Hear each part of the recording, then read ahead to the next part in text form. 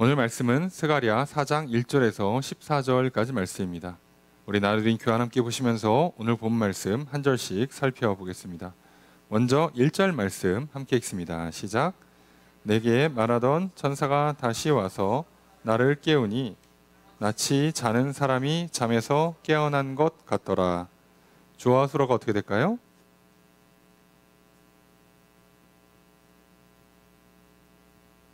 이 문장의 전체 문장의 주어가 그죠? 천사가죠. 내게 말하던 천사가 뭐 했다? 깨웠다예요. 누구를? 나를. 다시 왔다라는 표현이 맞죠. 왜냐하면 지금 오늘 스가랴 4장 1절에서 14절 말씀은 스가랴가 하룻밤에 환상을 8개를 본다고 말씀드렸습니다. 그 중에 지금 5번째 환상이 되는 거예요. 근데 이 첫 번째, 두 번째 환상에서는 내게 말하던 천사라고 이렇게 스가랴가 호칭하던 천사가 있었는데 세 번째, 네 번째 환상에서는 이 천사가 안 나왔죠. 사실상 예수님으로 추정되는 그냥 천사가 나왔죠. 근데 지금 다시 왔어요. 내게 말하던 천사. 다시 왔어. 그리고 깨웁니다.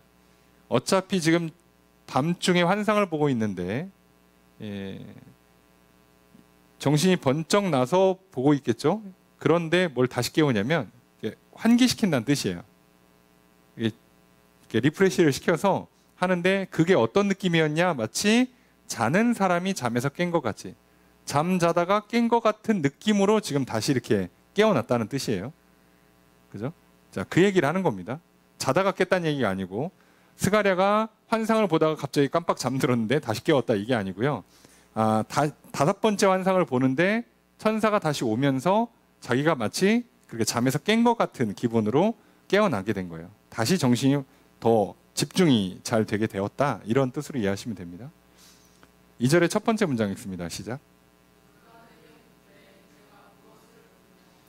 주어서로 어떻게 될까요?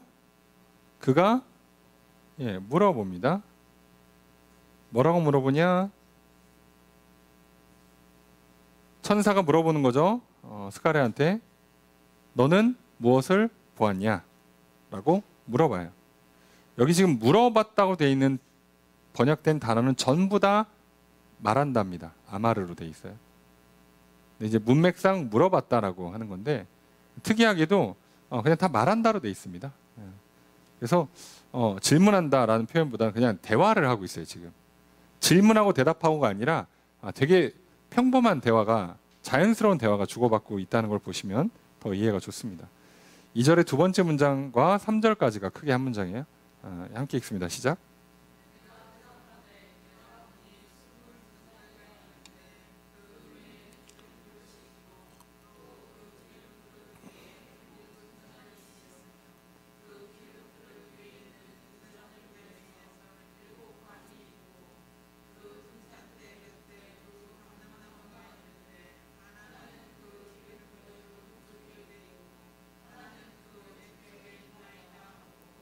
문장이 엄청 길지만 문장은 생각보다 간단하죠. 주어서 어떻게 될까요? 내가 말했다요. 말했다. 자, 한 말이 여기서부터 여기까지죠. 자, 여기서 한글 번역은 다 이렇게 연속 문장으로 쭉 썼지만 원문에 보면 다 끊어져. 쉼표로 끊습니다. 무슨 얘기냐면 내가 보았습니다. 그리고 감탄사가 있어요. 보라. 와, 이거거든요. 내가 보았습니다. 보니까 이거 이렇게 좀 설명하는데 그 설명의 내용이 뭐냐? 순금 등잔 때. 그냥 이 단어로 끝나요. 그러니까 순금 등잔 때가 있습니다라고 말한 게 아니라 와, 내가 봤습니다. 보세요. 순금 등잔 때. 이렇게 얘기하는 거예요. 그 다음에 그 위에는 기름 그릇. 설명 없이 그냥 이렇게 표현해. 그냥 그 위에는 기름 그릇. 그 위라고 돼 있지만 꼭대기란 뜻이에요. 머리, 꼭대기에는 기름끝. 여러분, 여기서 말하는 순금 등잔 때는 우리한테는 조금 익숙하지 않지만 성경에서 말하는 순금 등잔 때는 기본적으로 메노라라고 그래서 이렇게 돼 있습니다. 보신 분들 아시죠? 그래서 여기에 이렇게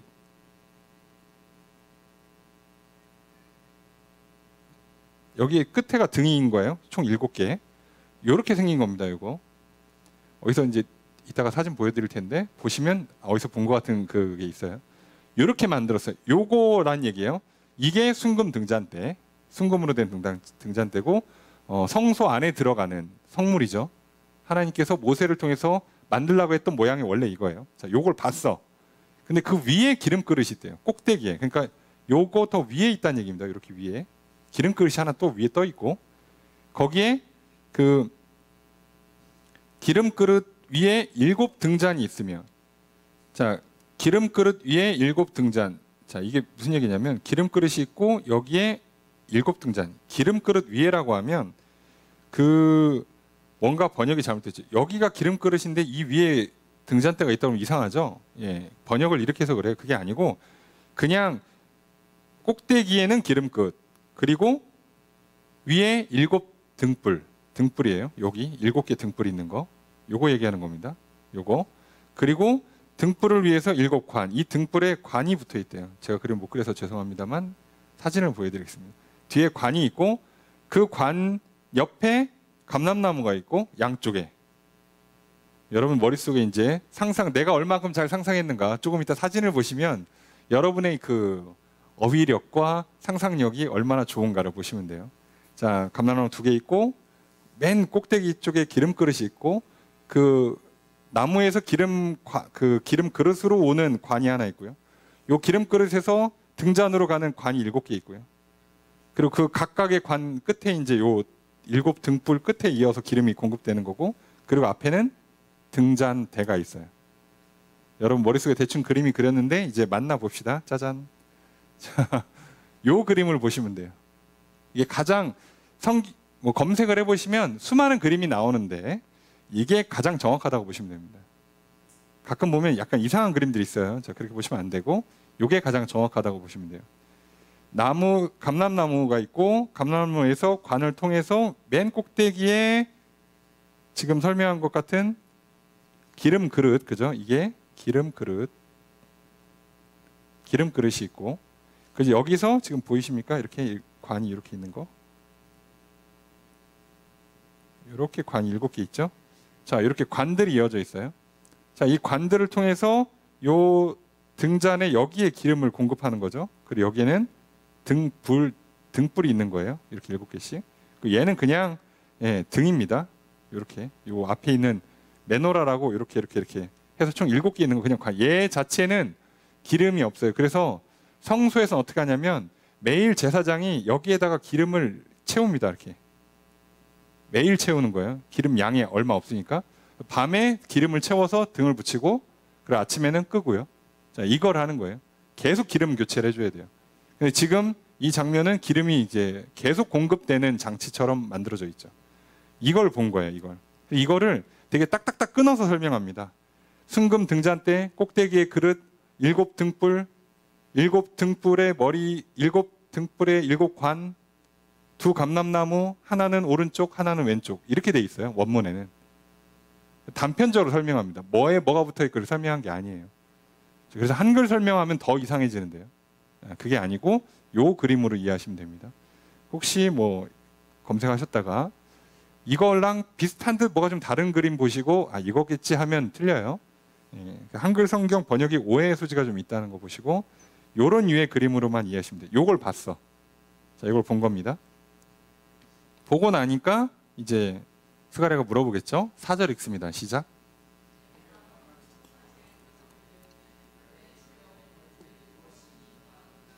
주어서 어떻게 될까요?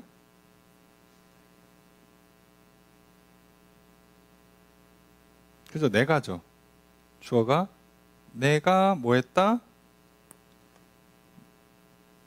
자, 이게 물어 이르되 이렇게 돼 있잖아요. 그죠? 그래서 이게 대답이라는 단어가 여기서 나옵니다. 내가 응답 또는 대답하고 대답하면서 말했다. 이렇게 번역하거든요. 이게 물어가 대답이에요. 대답, 응답 해서 말했다. 자, 내가 말했어. 누구한테? 내게 말하는 천사에게 물어봤어요. 뭐라고요? 내 주여 이것이 무엇입니까? 라고 물어봤습니다. 주여라는 호칭을 불편하게 생각하시는 분들이 있는데 주여는 부모, 왕, 스승 전부 다 붙이는 그 존칭이에요. 예, 여기서 보통 그러니까 하나님 앞에 서서 주여라고도 하지만 어른들한테도 다 주여라는 호칭을 씁니다. 그래서 이거는 그냥 그렇게 존칭으로만 이해하시면 돼요. 네, 물어보니까 5절의 첫 번째 문장 있습니다. 시작.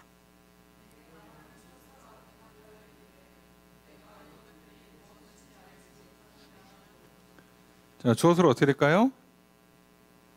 그죠? 내게 말하는 천사가 뭐 했어요? 예, 말했습니다. 여기도 아까랑 똑같이 응답하여 대답하여. 근데 4절은 물어라고 번역을 한 거죠. 같은 단어예요. 응답, 대답이라고 번역되는 단어입니다. 응답하면서 말했다. 뭐라고요? 내가 이것들이 무엇인지 알지 못하냐? 뭔지 모르겠어? 라고 먼저 물어봐요. 자, 그러니까 5절의 두 번째 문장 있습니다. 시작.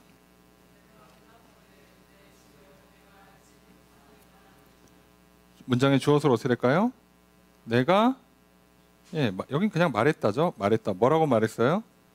내 주여 내가 알지 못합니다. 직역하면 주님 아니요예요. 그냥 노 하고 끝나는 겁니다. 모릅니다 라고 번역하면 되죠. 아닙니다, 모릅니다 이렇게 번역하면 노라고 하는 거예요. 주님 노. 자, 이렇게 하고 번역이 끝나요. 그러니까 여기서 좀 특이한 건 스가랴가 상상을 해볼 법도 하잖아요. 어차피 지금 얘기하는 거 보니까 뭐 대제사장 여호수아 또 총독 스룹바벨 그리고 성전 재건 이 얘기를 하고 있는 거잖아요. 그 환상이 지금 4번이나 왔고 5번째 하고 있는데 대충 눈치를 챌 거 아니에요. 스가랴도 바보가 아닌 다음에는 이거 전부 다 성전 건축과 관련된 얘기고 그 성전 건축을 책임지고 있는 총독 스룹바벨이랑 대제사장 여호수아와 관련된 얘기일 거라는 거 알아요. 그리고 또는 뭐 백성들 전체 하는 얘기겠지. 대충 조합해 보니까 이게 나무가 누군가 이게 기름이 뭔가 상상할 수 있잖아요. 안 합니다. 여기서 중요한 건 뭐냐면 스가랴가요 어설픈 상상을 안 한다고요. 확실히 아는가 아니면 모르는가예요. 중간은 없는 거예요 원래. 하나님께서 우리에게 깨달음을 주시면요 기본적으로 직관입니다. 그냥 아는 거예요. 내가 왜 알게 됐는지 몰라. 근데 성령님이 내게 빛을 비춰주시면 깨달음을 주시면 그냥 아는 거예요. 우리도 가끔 아이디어가 번뜩 떠오를 때 있잖아요. 근데 와 이렇게 하면 되겠다. 그리고 해보니까 진짜 될 때 있죠. 그 생각이 어떻게 났는지 모르죠. 그냥 씻다가 화장실 갔다가 걷다가 그냥 번뜩 나는 거죠. 왜 났는지 몰라요. 근데 중요한 건 그걸 나는 순간 그 아이디어가 떠오르고 그 기억이 떠오르는 순간 우리는 알게 됐잖아요. 맞아 이렇게 하면 되네. 그 순간 알아요. 이렇게 아는 방식을 직관이라 표현합니다. 그죠? 중간 과정 생략하고 그냥 다이렉트로 그냥 오는 거예요. 거칠 것 없이 그냥 이렇게 선형이라고 그러죠. 리니어라는 표현을 쓰죠. 직선으로 그냥 다이렉트로 꽂는 겁니다. 그래서 스가랴는요 자기가 기도하고 환상을 보면서 그 환상을 보는 순간에 딱 알면 맞아요. 근데 그게 없었다. 그럼 어차피 모르는 거예요. 머리를 써서 왠지 감람나무가 이거 두 사람이니까 왠지 여호수아랑 스룹바벨 같은데 그렇게 안 합니다. 높은 확률을 맞출 수 있거든요. 한 80점짜리 정답을 낼 수 있을 것 같은데 안 해요. 여러분 이거 정말 중요합니다. 하나님 앞에서요. 아냐? 모르냐로 끝나는 거예요. 반쯤 안다? 모르는 거예요 여러분. 속지 마세요 제발. 내가 10개 중에 3개 나는데 7개 몰라요. 하나님 이것 좀 알려주세요. 네 3개 나는데. 아니요. 모르는 거예요. 모른다고 하고 물어보는 게 훨씬 빨리 알 수 있어요. 정확히 알 수 있습니다. 우리도 그런 실수 많이 합니다. 병원 가서 의사 선생님한테 자꾸 내가 진단하고 내가 평가한 걸 자꾸 얘기하잖아요. 제가 여기가 아파요. 이거 같아. 여기 좀 자세히 좀 봐주세요. 자, 의사가 뭐라고 합니까? 엑스레이 찍고 오세요. 피 검사하고 오세요. 예. 초음파하고 올게요. 의사는 어차피 환자 말 들어봐야 소용이 없어요. 환자가 어떻게 알아? 노골적으로. 의사도 그거 보기 전까지 몰라요. 무슨 수로 알아? 그거 엑스레이 찍든 CT를 찍든 MRI를 찍든 뭐 피 검사하고 무슨 조직 검사하고 해야 알죠. 그 전까지 이야기 들어봐야 어차피 소용없어요. 환자가 배가 아파요 그런다고 진짜 무슨 뭐 소화제 줍니까? 그건 말이 안 되죠. 그러니까 안 듣는 게 나아요. 아세요? 근데 가끔 우리 어떻게 합니까? 열심히 설명하죠. 의사 선생님한테 가서. 선생님 제가 여기가 너무 아픈데 제가 원래 가족력이 있고요. 제가 옛날에도 이런 것 때문에 병원 한번 가봤는데요. 할 필요 없어요. 여기가 이렇게 아파요. 여기가 정말 많이 아픕니다. 그럼 의사가 이제 물어보겠지. 언제부터 아팠어요? 뭐 먹으니까 아파요? 근데 아니다 싶으면 어떡합니까? 바로 검사 보냅니다. 그게 빠른 거예요. 그래야. 의사 붙들고 10분 동안 대화해봐야 답 안 나와요. 그냥 1분 만에 몇 번 얘기해보고 아니다 싶으면 빨리 엑스레이 찍고 피검사하는 게 빠릅니다. 왜 합니까 그거를? 그죠? 그러니까 스가랴가 정말 환상을 보는 중에 이제 슬슬 눈치챌 때도 됐는데 안 해요. 여러분 어설프게 하는 건 도움이 안 됩니다. 특히나 다른 건 몰라도요. 우리 영혼의 문제만큼은요. 깔끔하게 돼 있어요. 그래서 사실은 영적인 문제는 그 직관이라고 표현을 하거든요. 그러니까 인간이 죄를 지음과 동시에 발생한 현상이 뭐냐? 사고를 하기 시작했다는 거예요. 그러니까 아담과 하와가 에덴 동산에 있을 때 그때 창조가 딱 되고 나서 아담이 하와를 봤을 때 상상을 안 해요. 사고를 안 합니다. 저 여자 누구지? 여잔가? 안 하고 딱 보는 순간 어떻게 해요? 그냥 알아봅니다. 내 살 중에 살이요, 뼈 중에 뼈다. 그냥 알아봐요. 설명 과정이 필요 없어요. 보는 순간 아는 거예요. 짐승들이 와요? 그럼 너는 이름을 이렇게 지어야겠다. 그냥 알아요. 보는 순간. 이렇게 하는 겁니다.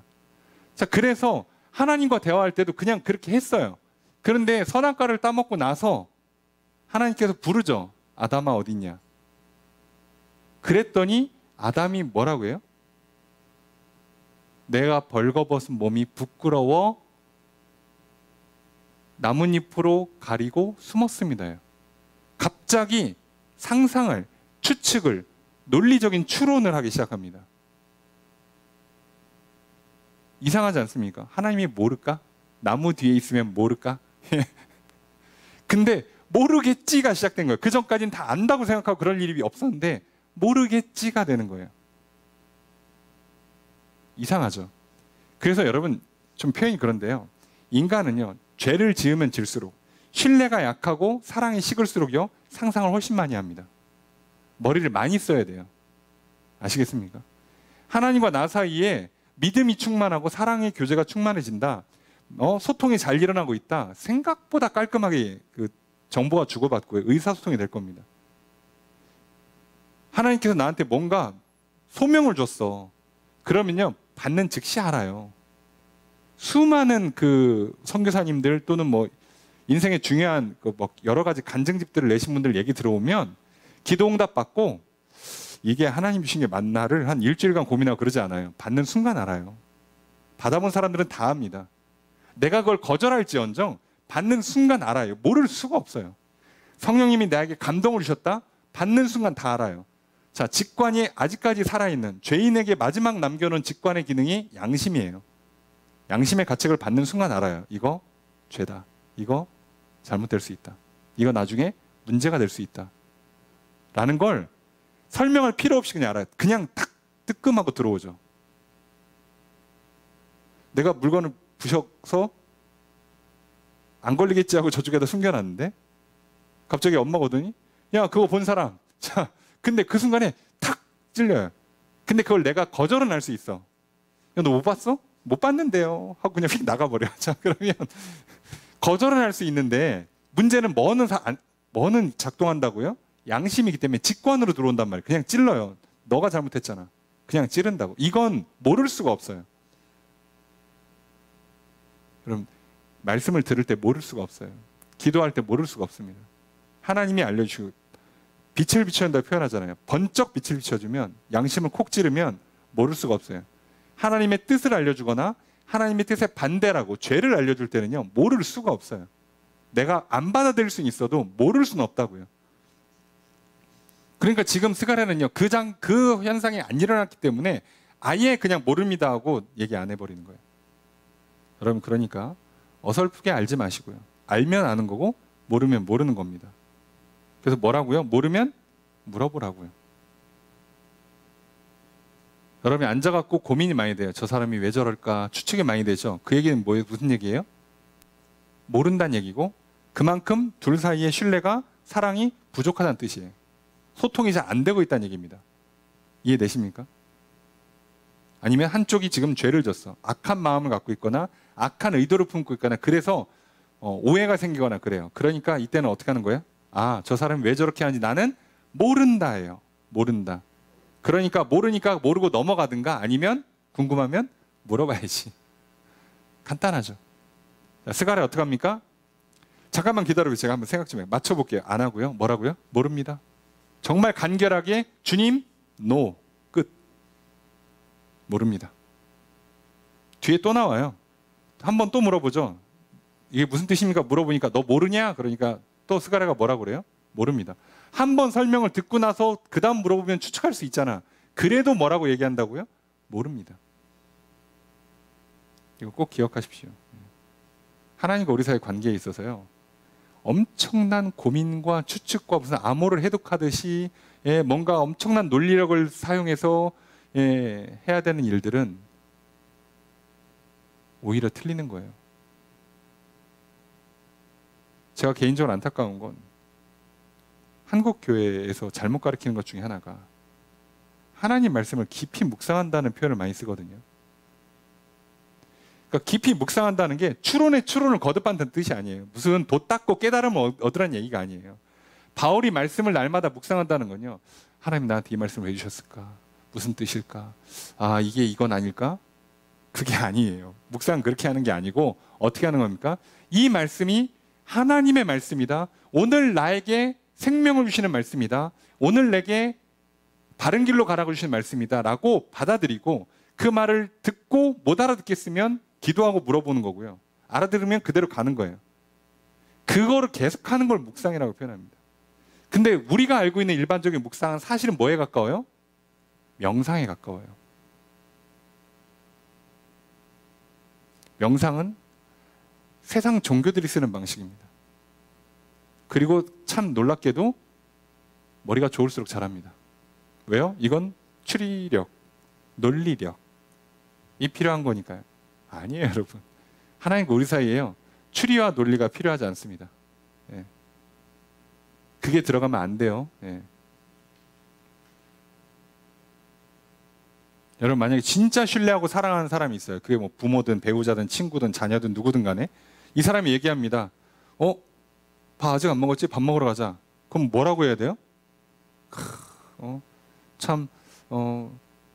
내 사랑하는 사람이 내 밥을 챙겨주니 참 좋다. 같이 밥 먹으러 가야지. 이래야지. 신뢰가 없으면 뭐라고요? 이 인간이 왜 갑자기 나한테 밥을 사지? 이거 뭐야? 잠깐만 내가 지난번에 밥을 산 적이 있나? 아, 내가 밥을 한 2번 샀는데 이제야 갚는 건가? 여러분 이게 무슨 현상이라고요? 불신이에요. 사랑이 없는 거라고. 추측이 들어가기 시작한다는 건 좋은 게 아니에요. 그래서 그리스도인들 간에 뭐라고 대답하라고, 뭐라고 대화하라고요? 단어를 통일시키라고 돼 있잖아요. 한 같은 말을 하라고. 예, 아니오로 대답하라고. 아시겠습니까? 저도 어렵게 생각 안 해요. 성도들의 컨디션을 어떻게 보냐면 간단해요. 솔직히 말씀드리면 뭔가 질문했는데 예, 아니오로 안 떨어지고 그런 얘기는 안 하고 뭔가 이렇게 부연 설명을 많이 하잖아요. 그러면 아, 상태가 안 좋구나. 뭔가 거짓말이 섞여 있거나 불순한 의도가 들어있거나 뭔가 아직 모르는데 그냥 읊고 있구나. 그렇구나. 이렇게 받아들여요, 저는. 더 할 필요가 없습니다. 왜요? 거기 파고 들어가면 어차피 얘기를 안 해줄 거거든. 어차피 모르거든, 상대방이. 예, 아니오로 끝나야 되는 거예요. 밥 먹었어? 아니, 밥 먹었어요. 왜 이렇게 어려워? 어가 왜 나와요? 그죠? 그게 먹긴 먹었는데 아니요. 예, 아니오로 끝나는 거예요. 여러분, 이건 언어 습관의 문제가 아니고요. 진짜 우리의 그 상태를 명확히 보여주는 방식입니다.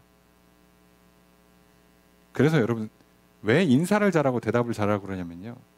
상태가 좋은 사람이 이걸 또 잘해요. 잘하면 상태가 좋아지고요. 선순환입니다.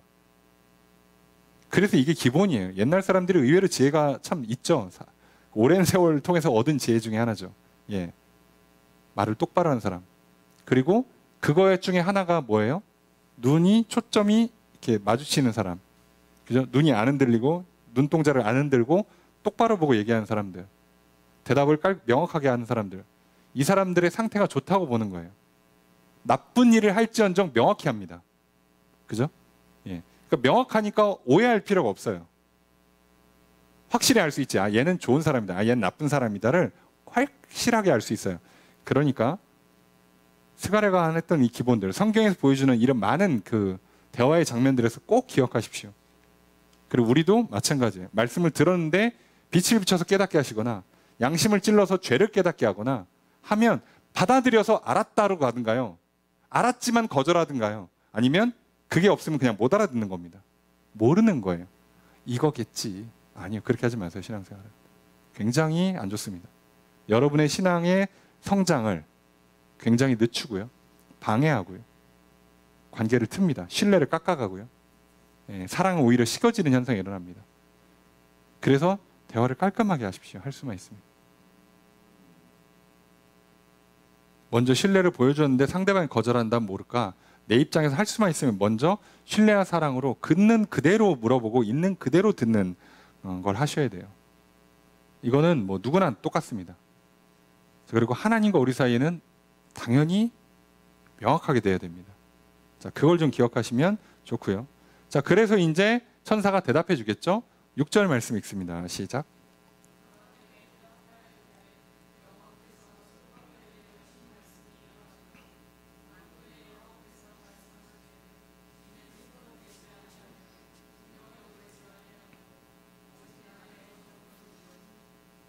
주어서 어떻게될까요?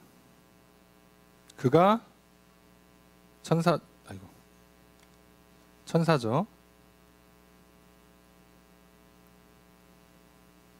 잠시만. 죄송합니다. 아까 경고를 무시한 죄입니다.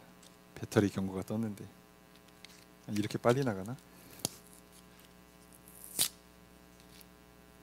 자, 그가 뭐라고요? 그가 대답했다, 그가 말했다예요. 이게 지금 두 개를 쓴 겁니다. 그가 대답했다, 그가 말했다.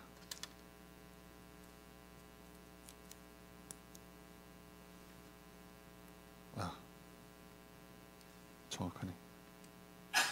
그가 대답했다, 그가 말했다.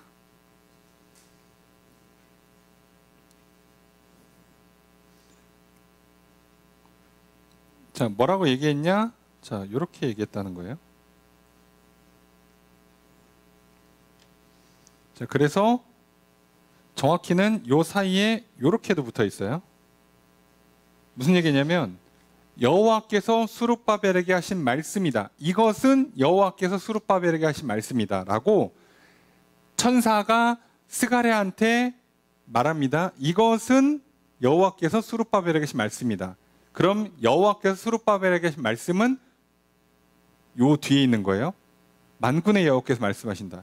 요 작은 따옴표 안에 있는 게 요 내용이 뭐라고요? 요게 여호와께서 스룹바벨한테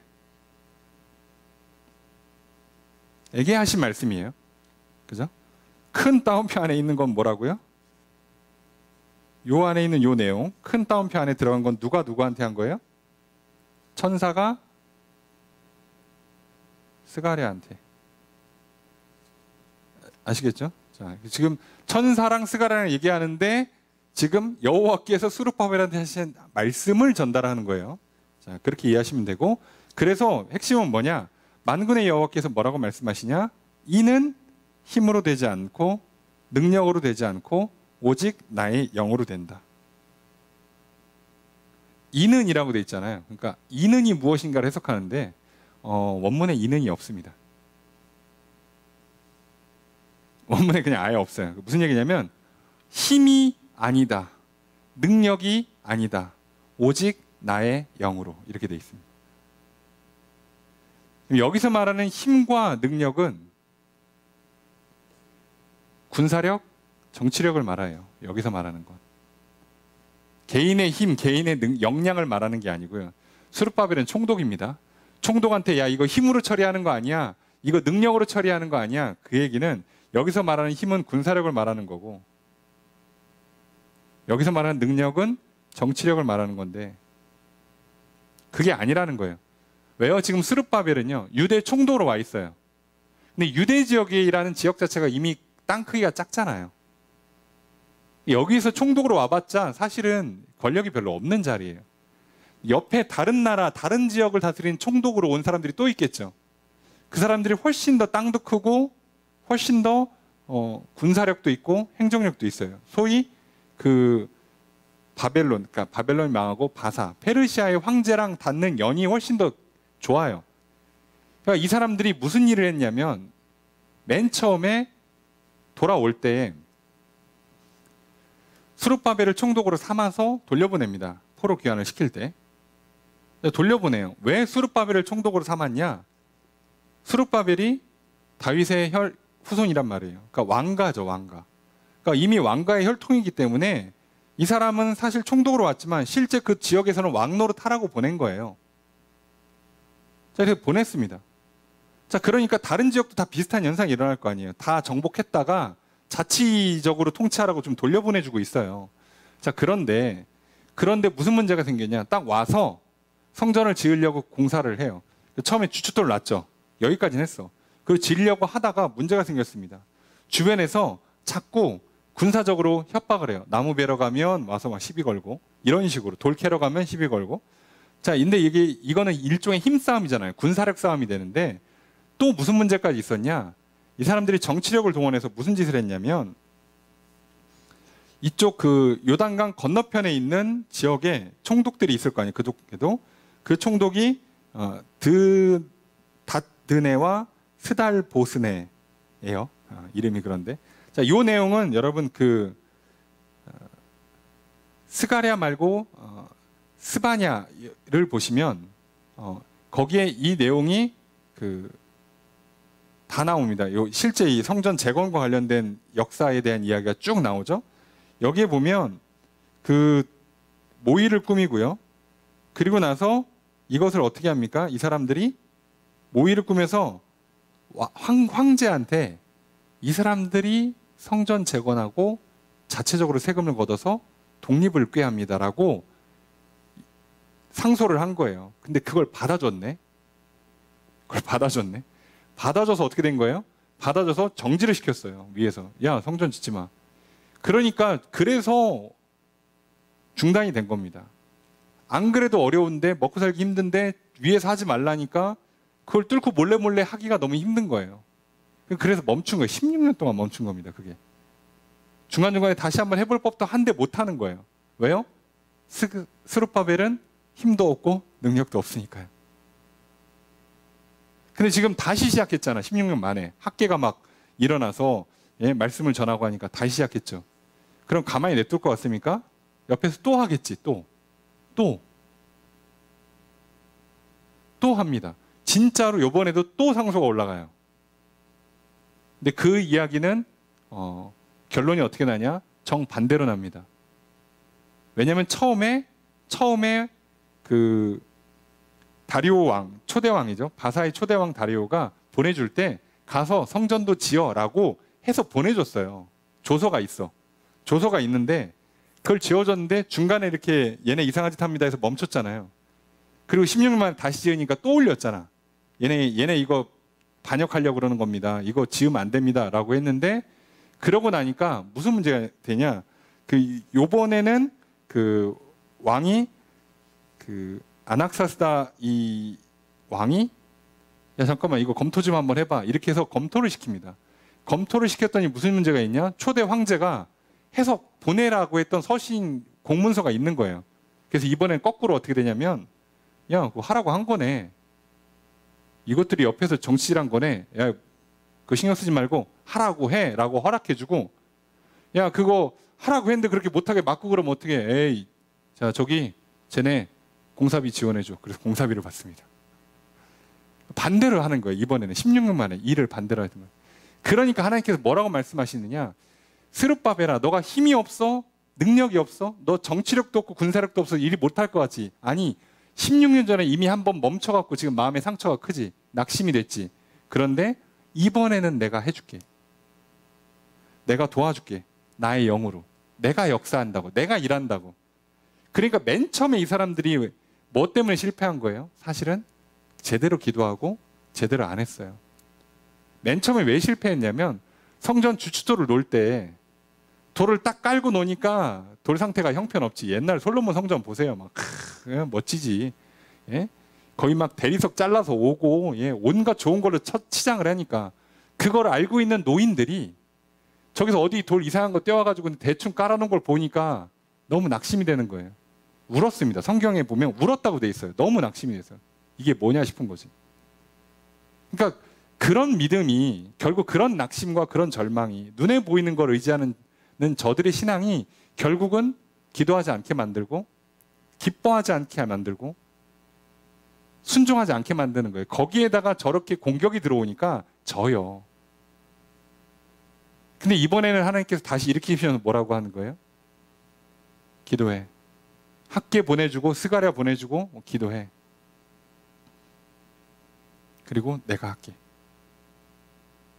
여러분, 우리가 신앙생활 할 때 이 성전 건축은요, 오늘날의 성전 건축에도 적용이 되지만 1차적으로는 이게 무너진 성전을 재건하는 거잖아요. 우리의 영혼의 성전, 우리 교회의 공동체, 신앙 공동체를 재건하는 거예요. 여러분, 이게 힘으로 되고 능력으로 되는 게 아니에요. 여러분, 내가 믿음이 잘 세워지지 않는 게 머리가 나빠서, 집안 환경이 안 좋아서, 지난날 내가 잘못 살아서, 내가 인맥이 안 좋아서, 돈이 없어서일까요? 아니요.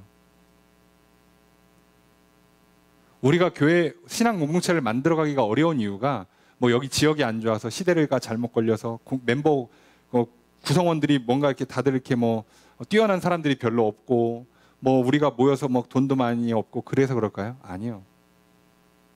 믿음이 없어서 문제고 은혜를 구하지 않아서가 문제인 거예요. 다른 문제는 없어요. 우리가 하나님을 믿고 말씀에 순종하고 은혜를 구하면서 순종하며 나아가면 하나님이 하신다고. 오히려 반대로까지 일하신다고요. 오히려 공격받는 거를 통해서 도움이 오게 만든다니까요. 이상하지 않습니까? 예전에 똑같은 상소문이 올라갔는데 그때는 멈췄고요. 지금도 똑같은 상소문이 올라가고 있어요. 이게 지금 5번째 환상이지만 공사 시작된 지 2달 뒤에 본 거라고 그랬잖아요. 그런데 이거를 보고 있을 때 이미 저쪽은 상소문 쓰고 있어요. 하나님 알고 계신다고. 근데 이번엔 뒤집어요. 하나님 일하시니까. 똑같은 건데 누구는 되고 누구는 안 됩니다. 왜요?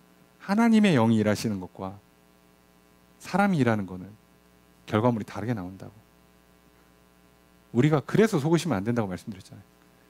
그냥 우리가 고민할 필요 없잖아요. 내가 내 안에 성전 지을 수 있습니까? 내 능력으로 거룩한 삶을 완성해낼 수 있어요? 죄 안 짓고 살 수 있을 것 같습니까? 예, 안 되잖아. 그럼 끝난 거예요. 그럼 이제부터는 누가 해야 된다고요? 하나님이 하시는 거예요. 예수 그리스도가 내 안에 오셔서 하는 일이에요. 그럼 그럴수록 우리는 뭐를 의지해야 된다고? 예수 그리스도를 의지해야 된다고. 내가 이악 물고 오늘 말씀을 10개를 암송한 다음에 순종을 막 100번을 하고가 아니라 오늘 또 예수 그리스도 이름을 불러가며 기도하고 찬양하고 그분이 성령을 보내주시는 것을 받아 누리면서 말씀 생각날 때마다 용기 내고 힘내서 순종하면 내 안에 성전이 지어진다고요. 내가 짓는 게 아니라. 그러니까 우리 안에 성전도 마찬가지예요. 우리가 모여서 말씀 앞에 아멘하고 순종하고 기도하고 서로 사랑을 교제를 하면 하나님이 지으신다고. 교회를 내가 헌금 좀 더하고 전도 좀 더하고 봉사 좀 더하면 교회가 많이 클 것 같습니까? 안 커요. 그렇게 크는 게 아니라고. 하나님이 하시는 거야. 그냥 그 얘기를 하는 겁니다. 그거를 전달하라고 지금 이 환상을 보여준 거예요. 가서 스룹바벨한테 그 얘기를 하라고. 그래서 이게 굉장히 유명한 환상이고 그리고 굉장히 유명한 문구죠. 이는 힘으로 되지 않고 능력으로 되지 않고 오직 나의 영으로 된다. 이걸 우리가 꼭 기억했으면 좋겠어요. 그 개념이 그렇습니다. 자, 그러면서 하나님께서 뭐라고까지 하시냐? 7절 읽습니다. 시작.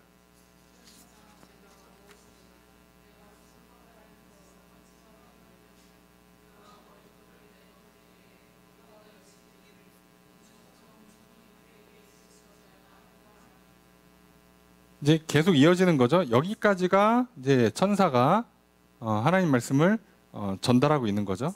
예.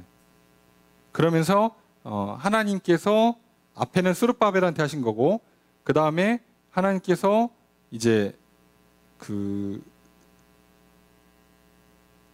스가랴한테 들려주는 말씀, 전달하라고 하시는 말씀의 내용이 뭐냐? 요 7절 내용이죠.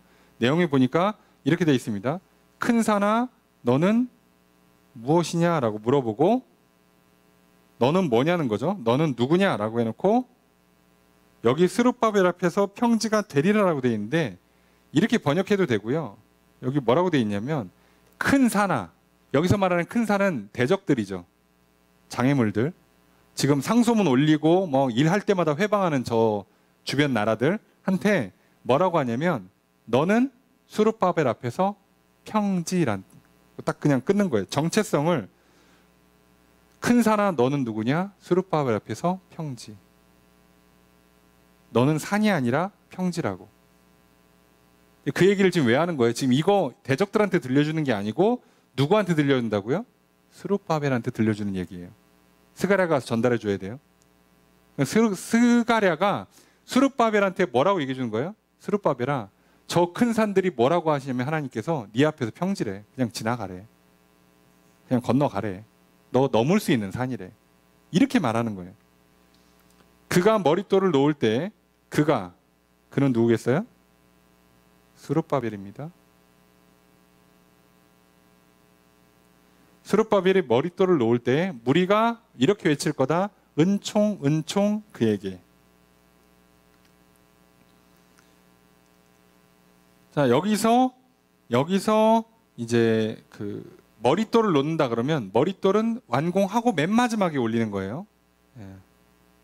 맨 마지막에 올리는 겁니다. 건축이 끝났을 때 사람들이 뭐라고 하냐? 은총 은총 그에게. 자, 이렇게 할 거라는 겁니다. 이렇게 할 거라고.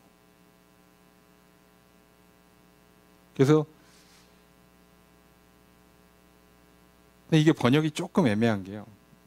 직역을 해버리면 큰 외치는 소리 그가 아니라 그거 되게예요. 그거 되게 은총 은총 이렇게 돼 있거든요. 그래서 이거를 이제 그것이라고 했기 때문에 아마 교회로 보는 게 맞아요. 그래서 교회가 완공되고 나서 뭐라고 하냐면 우와 은총이라고도 번역돼야 되고 사실은 이렇게 되면 아름답다로 번역하는 게 맞습니다. 은총, 아름다움, 즐거움 다 번역이 되는 건데 그래서 그냥 큰 소리로 성전을 보고 아름답다, 아름답다 할 것이다. 이렇게 하는 게 제가 볼 때는 제일 맞고요. NIV에서는 번역을 어떻게 했냐면 하나님이여 그것을 축복하소서 이렇게 번역을 했어요. 그것은 교회고요. 성전 지은 거죠. 하나님이여 이 성전을 축복하십시오. 이렇게 외칠 거라는 거예요. 그러니까 의미는 비슷한데요.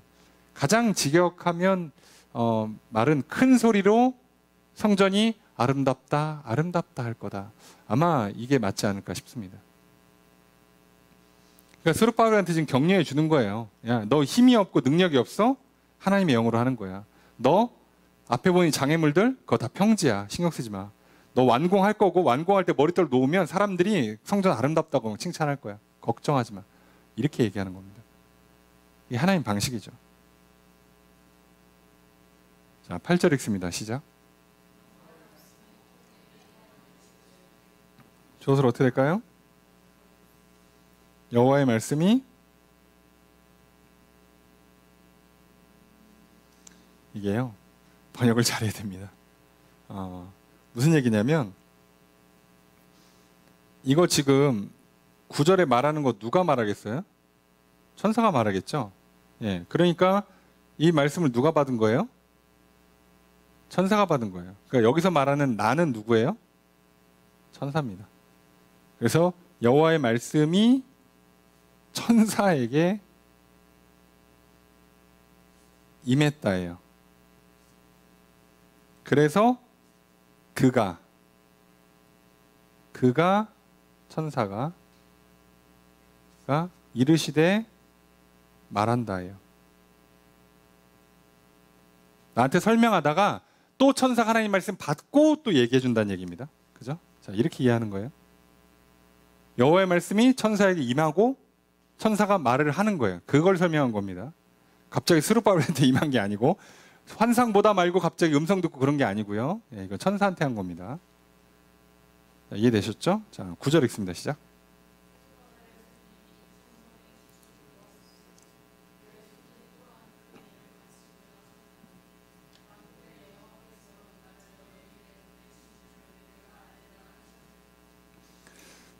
자, 문장이 좀 길게 돼 있습니다만, 예, 사실은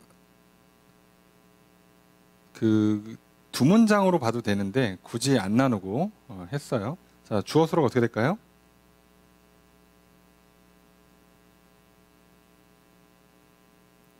자, 요 앞에 하셨나니가 그냥 말하는 내용이에요. 말하는 내용이라서 8절에 그가 말한다고 돼 있잖아요. 그 말하는 내용이 9절과 10절까지거든요. 그러니까 중간에 이 하셨나니가 붙어서 또 뒤에 하셨나니라고 돼 있잖아요. 그러니까 이게 사실은 이렇게 끊어지는 문장으로 보시면 돼요. 둘이 다른 문장이에요. 그러니까 문장을 여러 개를 한 거예요. 그래서 여러 문장들을 쭉 한 겁니다. 여러 문장을 쭉.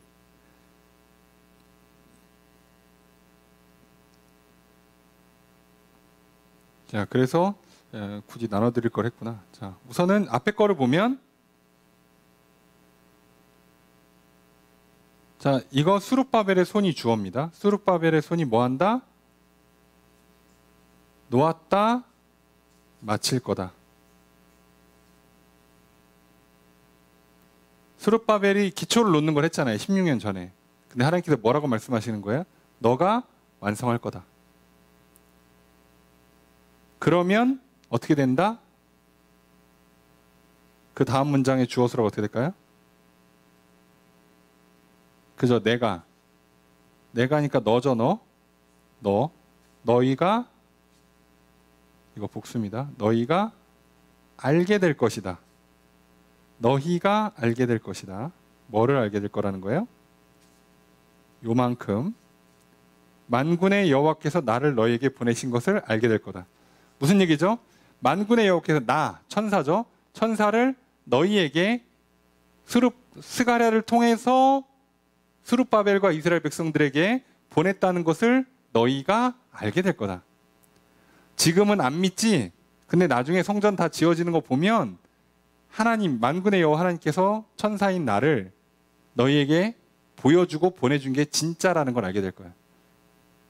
그래서 어차피 안 믿는 사람들은 에이, 그거 뭐 스가랴가 꿈꿨네. 자, 이러면 끝이잖아요. 근데 진짜로 완성이 되면 알 거 아니냐 이거죠. 뭐 설명할 필요 없죠. 결과물 내면 되니까. 그래서 결과물 내줄 거라는 거예요. 이렇게까지 성전이 완공될 거라는 걸 확실히 보증해주고 있어요. 이렇게까지 보증해준다고. 우리 구원에 관련돼도 하나님이 이렇게까지 보증해주는 거예요. 너희가 예수 그리스도를 내가 보냈고 믿으면 내가 끝까지 너희들을 책임져 주겠다. 그래서 너희 안에 성전이 지어질 때, 너희가 믿음 충만해지고 변화된 삶을 살아갈 때, 거룩한 삶을 살아갈 때 사람들이 알겠지. 야, 저 사람이 진짜 예수 믿고 구원받고 변해서 새 사람 돼서 거룩한 삶을 사는구나를 다 알게 될 거라는 거예요. 너도 알고 남도 알고 다 알게 될 거라는 거예요. 그 얘기를 하는 겁니다. 그러니까 그때 되면 모를 수가 없어요. 나도 알고 남도 아는 거예요. 변하고 나서 결과물이 나오기 시작하면. 근데 그 전에는 다들 조금씩 헷갈리지. 순간 오늘따라 기분이 좋은가? 오늘은 좀 착하게 살기로 마음 좀 먹었나? 왜 그러지? 이렇게 그때는 긴가민가 할 수 있지만 시간이 지나고 결과물을 확실히 내면 알아요. 그래서 우리 안에도 성령의 열매가 맺혀지기 시작하면 우리도 더 확증을 갖게 되는 거죠. 야, 내가 이런 생각을 하고 살다니. 내가 이런 말을 하다니. 야, 내가 이런 인생을 살아간다니. 내가 봐도 변했죠. 남이 봐도 변했죠. 변한 게 맞죠.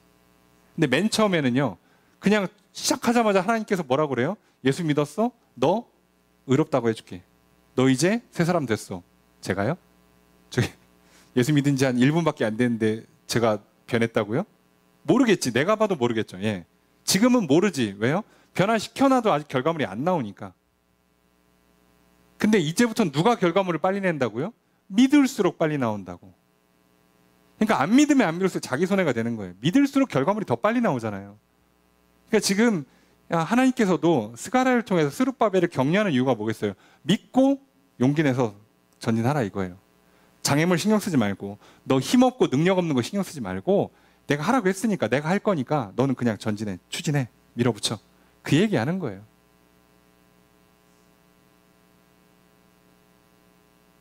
공부를 안 했는데 내가 머리 좋은지 나쁜지를 어떻게 알아요? 한번 해보라는 거예요. 용기 갖고. 밀어붙이라는 거예요. 집중하고. 목표를 정하고 달려보라는 거예요. 그러고 나면 하나님께서 아, 나에게 이런 머리를 주셨구나. 나에게 이런 능력을 주셨구나를 알게 될 거라고. 해보지도 않고서는 뭐, 쟤는 천재고 쟤는 뭐 과외 받고 있고 제가 어떻게 이겨요. 하지 말고 예, 시키면 해보라는 거예요.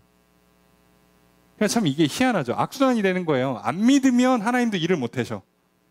일이 안 되니까 믿음이 더 없어져. 거봐 안 되네. 이렇게 되는 거고요. 선순환이 되기 시작하면 믿고 약속을 믿고 명령에 순종하면 하나님도 일하셔. 일해서 결과물이 나오니까 오 진짜 되네? 하나님 살아계시네? 야 이거 변했네? 역사가 일어나네? 그러니까 더 믿음이 좋아지잖아요. 그러니까 점점 선순환이 된다고. 그러니까 빨리 선순환으로 굴리란 얘기예요. 그래서 시작하자마자 장애물이 왔고 대적들이 난리를 치니까 여기서 넘어지면 다시 10년 전이랑 똑같아지겠잖아요. 이거 막으려고 요번에 또 일하시는 거예요. 물론 그때도 아마 있긴 있었겠죠. 그러나 그때는 안 됐기 때문에 굳이 기록해 놓지 않거나 디테일한 기록이 없을 수 있지만 지금은 하여간에 얘기하는 겁니다. 10절의 첫 번째 문장 있습니다. 시작.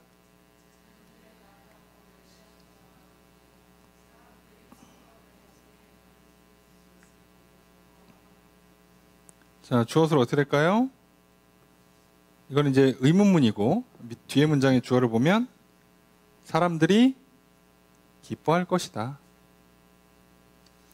작은 일의 날이라고 무시하는 사람들 누구냐는 거죠. 무슨 얘기예요? 작다, 하찮다. 성전 재건 시작했어. 무시하는 거예요, 사람들이. 별거 아니라고. 아유, 저거 뭐 되겠어? 저 힘도 없고 능력도 없는데 뭘 또 이렇게 또 몸부림쳐. 그냥 가만히 있지. 자, 무시할 거라고. 자, 그런데 하나님께서 뭐라고 말씀하시는 거예요? 누가 이거 무시하는 거야? 너네 수룹바벨 손의 다림줄. 건물 지으려고 이렇게 딱 수직으로 만들려고 줄에다가 추 달아가지고 다림줄을 만들었어요. 수직을 세우려고. 이거 보면 기뻐하게 될 거라는 거예요. 일하는 거 봐봐. 이제부터 막 성전이 쭉쭉 올라갈 거야. 너네 놀랄 거다. 이 얘기 하시는 겁니다. 무시하지 말란 얘기예요. 우리가 기도할 때 세상이 무시해요. 야, 너도 기도하냐? 야, 뭐 믿긴 믿는 거야? 야, 완전 너같이 이렇게 뭐 죄 많이 짓고 이기적이고 싸가지 없고 욕심쟁이가 온갖 불법과 편법과 막 음란한 삶을 살았던 네가 야, 이제부터 예수 믿는다고? 되겠냐? 무시하고.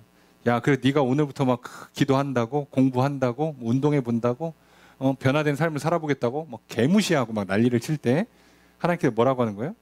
무시해? 지금 내가 세운 사람이 내가 기름 부은 사람이 일을 시작하는데 무시해? 니네 제 일하는 거 봐봐. 기뻐 놀라게 될 거다. 그 얘기하는 겁니다.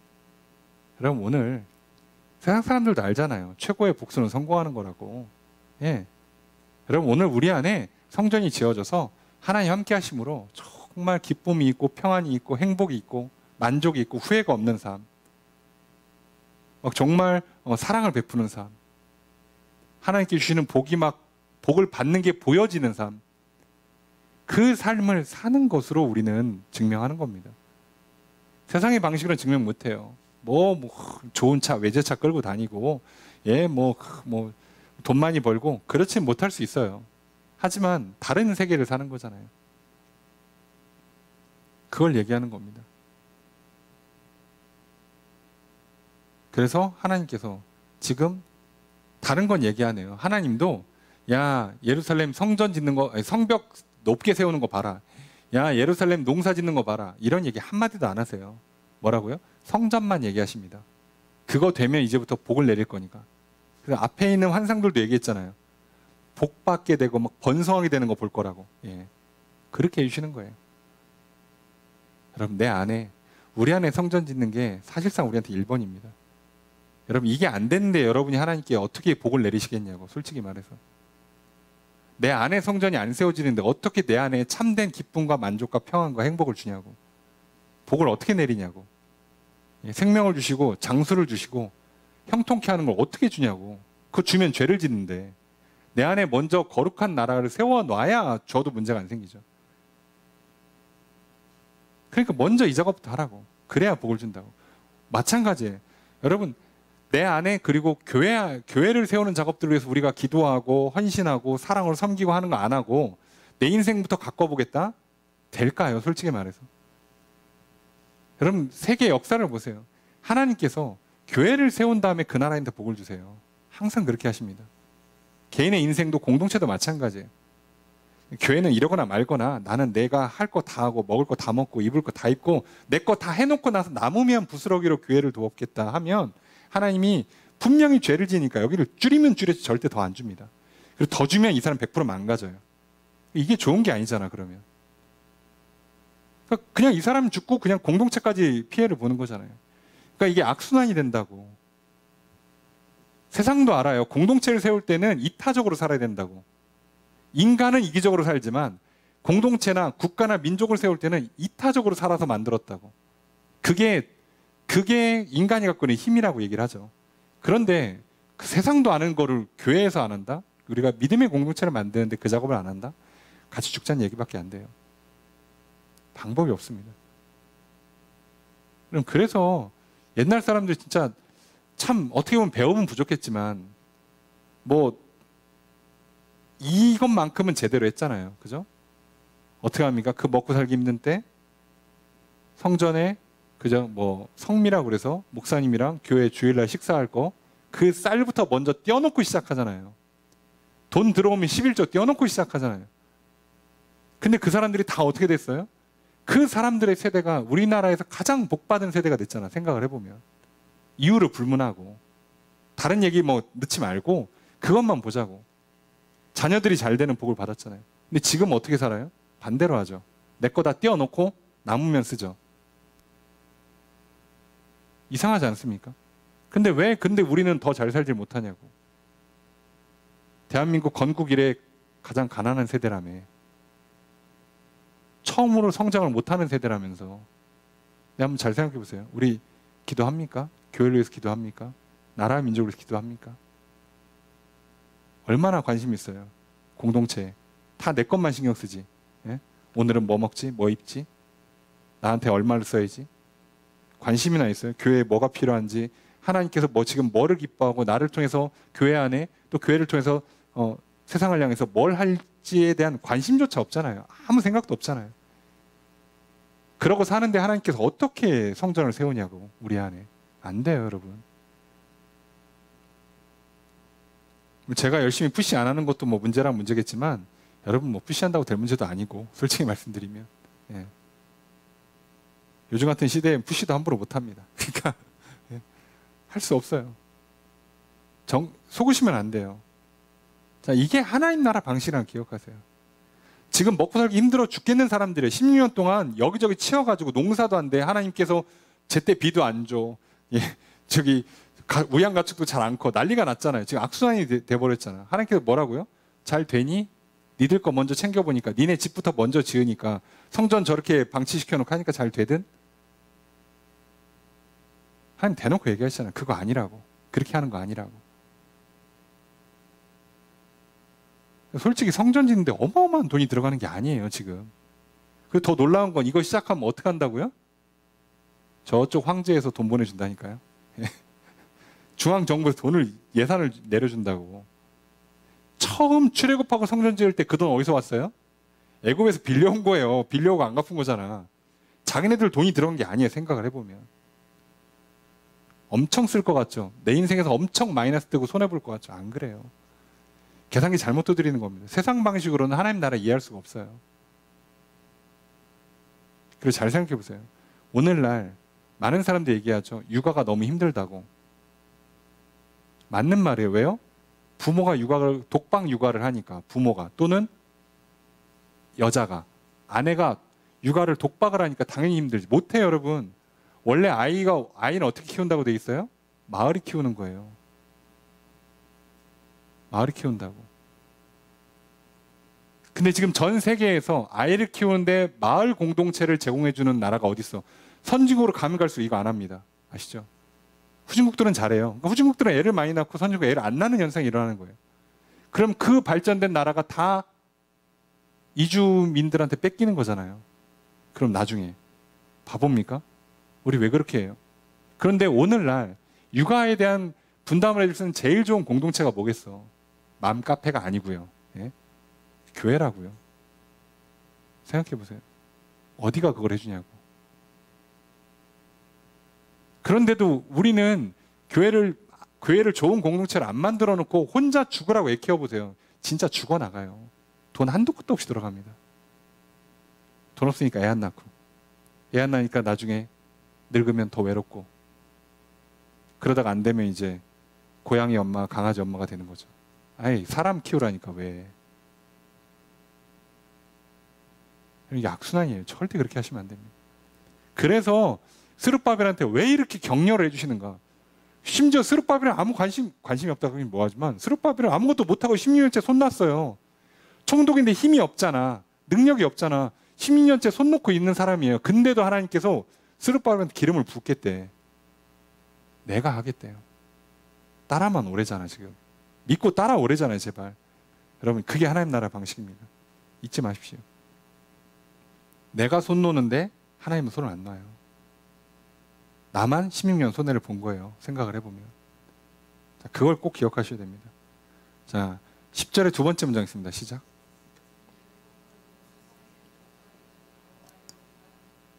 주어서 어떻게 될까요? 이 일곱은 여호와의 눈이다. 잠깐만, 뜬금없이 이 일곱은 어디서 나온 거죠?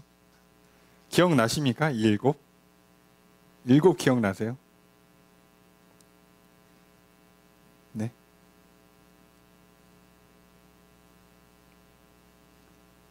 자, 바로 지난주에 3장 9절에 네 번째 환장에서 일곱 눈이 나왔죠. 그죠? 일곱 눈이 뭐라고요? 세상을 감시하는 거라고 했잖아요. 그죠? 근데 그게 뭐라고요? 알고 봤더니 여호와의 눈이라고. 자, 그럼 일곱이랑 눈이랑을 왜 붙였냐? 감시해서 뭐 하겠다는 거냐?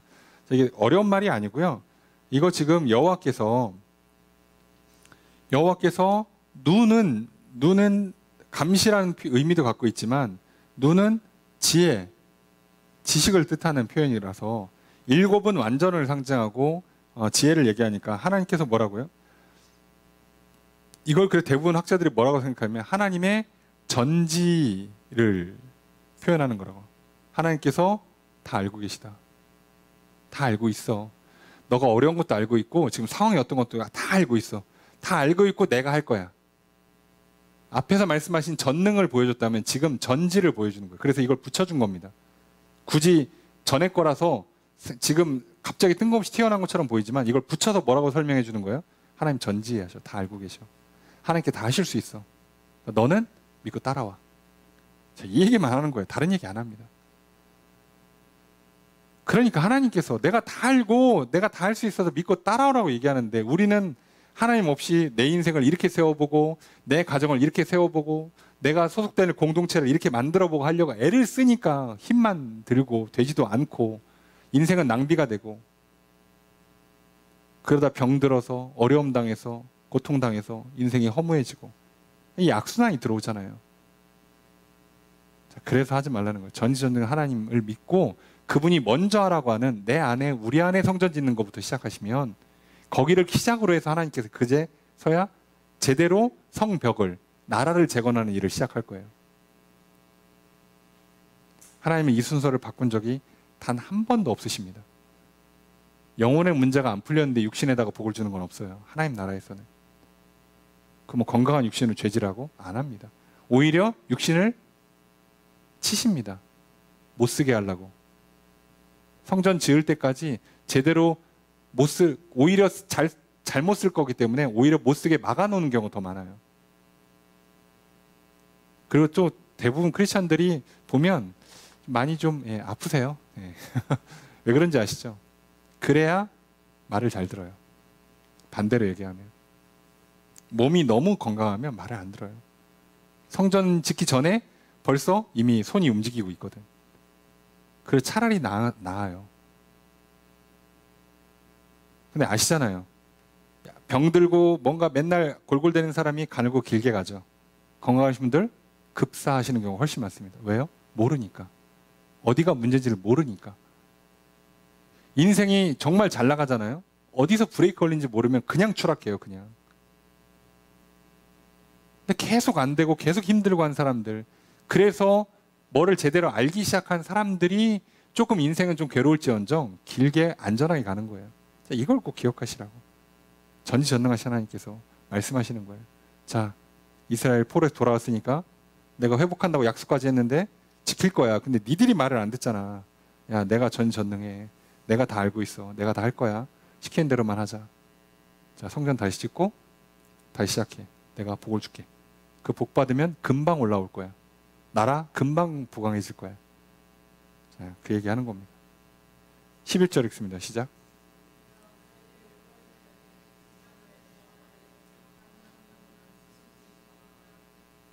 주어를 어떻게 될까요? 내가 말했다. 여기도 대답, 응답이죠. 응답, 대답. 반응해서 이제 물어보고 말했어요. 대답하면서 말했어요. 뭐라고 말했냐? 등잔 때 좌우에 있는 두 감람나무는 무엇입니까? 이쯤 되면 눈치를 챌 법도 하잖아요. 자, 그런데 한 명은 분명히 스룹바벨이야. 하나는 딱 봐도 여호수아인데 대제사장. 추측 안 한다고 그랬죠? 예, 물어봅니다. 누굽니까? 12절 읽습니다. 시작.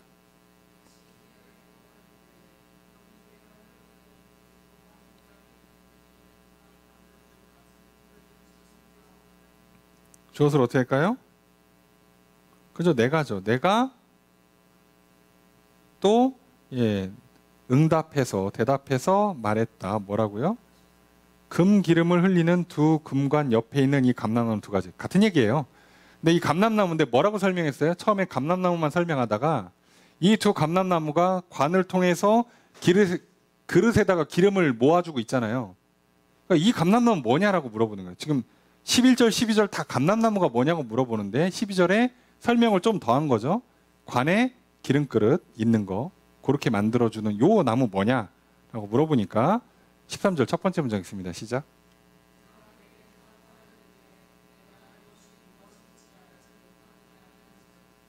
주어를 어떻게 할까요? 그가 대답했다 말했다예요. 그죠? 응답 대답 말했다. 자, 모르냐? 라고 물어봤겠죠? 아까도 똑같이 대해야 한다고 그랬잖아요. 13절 두 번째 문장 있습니다. 시작. 주어를 어떻게 할까요? 내가 대답했다. 주님, 모릅니다. No, not. 이렇게 하고 끝내요. 그냥. 모릅니다. 상상 안 한다고 그랬죠. 여러분, 상상하는 거 아니에요. 추측하는 거 아닙니다. 알거나 모르거나지 이럴걸? 이거이지 않을까? 자, 이렇게 하는 거 아니에요. 특히나 하나님 앞에서 그렇게 하는 거 아닙니다. 하나님 말씀이 이거 아닐까? 그게 어디 있어요? 하나님께서 이거 하라고 하시는 거 아닐까? 자, 여러분 신앙생활 그렇게 합니까? 하면 하는 거고 하지 말면 안 하는 거지. 해도 괜찮지 않을까? 그런 게 어디 있어요? 이거는 안 해야 되는 거 아닐까? 그런데 한 번은 괜찮지 않을까? 무슨 말씀을 그렇게 들어요? 하면 하는 거고 안 하면 안 하는 겁니다. 중간이 없어요. 예. 그래서 모르면 물어보는 거예요. 그럴 것 같은데? 그렇겠지 뭐. 그냥 해. 절대 세상에서는 그럴지 모르겠지만 하나님 앞에서 우리는 그렇게 하는 거 아닙니다. 그리고 사랑의 관계, 신뢰의 관계는 그렇게 하는 거 아닙니다. 그런 식으로는 절대 사랑과 신뢰의 관계를 맺을 수가 없어요. 그건가? 그럴걸? 그거겠지? 그러지 뭐. 자, 이거 아닙니다. yes 아니면 no입니다. 자, 그랬더니 대답하죠. 14절 읽습니다. 시작.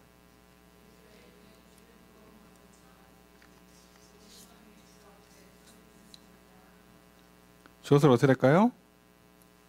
그저 천사죠. 그가 말합니다. 뭐라고 말해요? 이는 기름 부음 받은 두 사람이다. 두 사람이다. 이들은 두 사람이다. 그래서 뭐예요? 온 세상의 주님 앞에 서 있다. 서 있다예요. 그냥 서 있다. 이들이 기름 부음 받은 두 사람인데 하나님 앞에 서 있다. 그러니까 이 사람들 누구예요? 스룹바벨, 여호수아입니다. 기름 부음 받은 사람, 왕 대리하고 있는 총독 스룹바벨, 그리고 제사장 일을 하고 있는 대제사장 여호수아, 두 사람, 기름 부음 받은 두 사람. 주님 앞에 서 있다고 돼 있죠. 주님 앞에 서 있다가 무슨 뜻일까요? 그게 하나님 앞에서 지금 명령을 받아서 수행하는 사람이라는 뜻이에요. 신하란 얘기입니다. 신하. 자, 그러니까 지금 하나님이 두 사람 세워서 일을 하겠다는 얘기예요.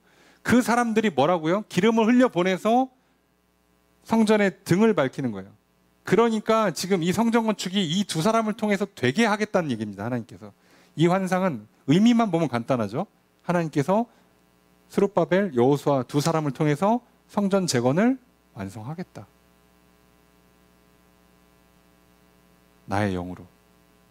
그죠? 내가 하는데 내 영으로, 내가 성령으로 일할 건데 두 사람을 통해서. 자, 이게 끝이에요. 그러니까 두 사람한테 뭐라고 얘기하나? 특히 스룹바벨한테 뭐라고 하는 겁니까? 자, 겁먹지 마. 힘없다고 낙심하지 마. 가. 믿고 가. 자, 이 얘기한 겁니다.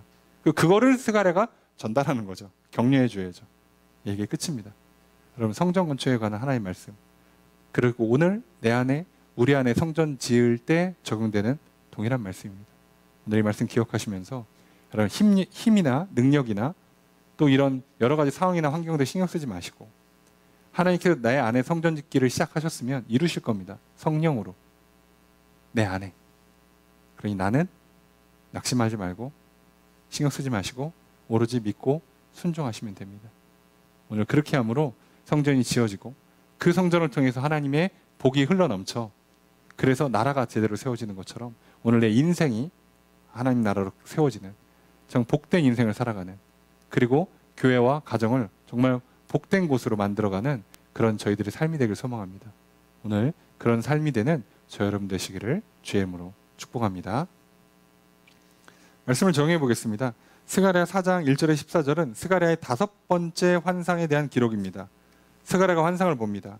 순금 등잔대와 7 등잔, 그 위에 기름그릇, 각각의 등잔대와 연결되는 7 관, 등잔대 좌우에서 기름 그릇에 기름을 흘려보내는 두 감람나무. 첫 번째 환상과 두 번째 환상에 등장했던 천사가 다시 등장합니다. 그리고 스가랴와 대화를 나눕니다. 순금 등잔대는 건축을 재개한 성전을 상징합니다. 불을 붙여 빛을 발하는 7 등잔에 공급되는 기름은 하나님의 영을 상징합니다. 그리고 기름 그릇에 기름을 흘려보내는 두 감람나무는 총독 스룹바벨과 대제사장 여호수아를 상징합니다. 하나님은 스룹바벨과 여호수아에게 성령을 부으시고 그들을 통해 성전 건축을 완성하실 것입니다. 하나님께서 스가랴에게 계속해서 환상을 보여주십니다. 성전 재건을 독려하고 성전 재건을 약속하십니다. 당시 대적들의 방해로 성전 건축이 16년 동안 중단되었습니다. 학계 선지자를 통해 성전 건축이 재개되었습니다. 그러나 이번에는 요단강 서편 총독들이 방해합니다. 바사왕 다리오에게 고소합니다. 이처럼 계속되는 방해가 있습니다. 그런데 스룹바벨에게는 힘과 능력이 부족합니다. 정치력과 군사력이 약한 스룹바벨이 성전 건축을 위해 할 수 있는 일이 거의 없다시피 합니다. 그런 스룹바벨을 위해 하나님께서 환상을 통해 격려하십니다. 실제로 하나님께서 역사하셔서 바사왕 다리오가 성전 건축을 승인하고 지원하게 하십니다. 성전 건축은 힘과 능력이 아닌 하나님의 영으로 됩니다. 내 안에, 우리 안에 성전을 짓는 일은 오직 하나님의 영으로 됩니다.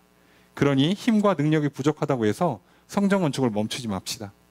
스룹바벨이 시작한 성전 건축을 스룹바벨이 마치게 하시겠다고 약속하신 하나님을 믿읍시다.